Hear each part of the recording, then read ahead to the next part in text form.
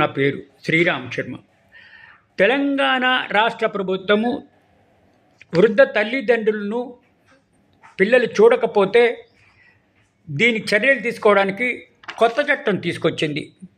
ఈ కొత్త చట్టం చాలా సీరియస్గా ఉంది.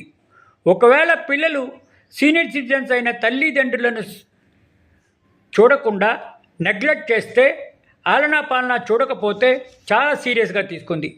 ఒకవేళ పిల్లలు తమ తల్లిదండ్రులను చూడకపోతే పిల్లలపై కేసులు పెడతారు. ఆ కేసులను కేవలం 60 రోజుల లోపల తీర్పు చెప్పాలి.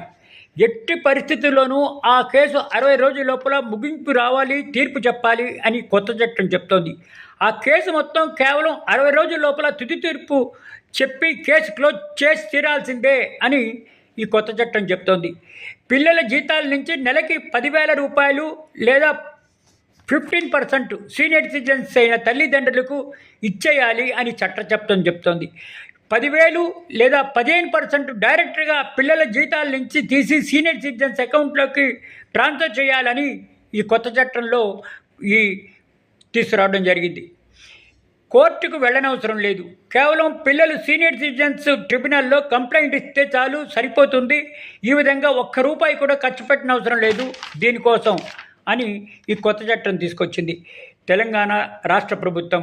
కాబట్టి ఈ కొత్త చట్టం సీనియర్ సిటిజన్స్కి చాలా అంటే చాలా ఇంట్రెస్టింగ్గా ఉంటుంది. ఒక్క రూపాయి కూడా ఖర్చు పెట్టక్కర్లేదు. సీనియర్ సిటిజన్స్ తమ పిల్లలపైన మెయింటెనెన్స్ కోసం ఎక్కువగా ఆధారపడకుండా 60 రోజుల లోపల క్లోజ్ అయిపోయేటట్టుగా ఈ కొత్త చట్టం తీసుకొచ్చింది. ఇది చాలా అంటే చాలా బాగుంటుంది అని అంటున్నారు.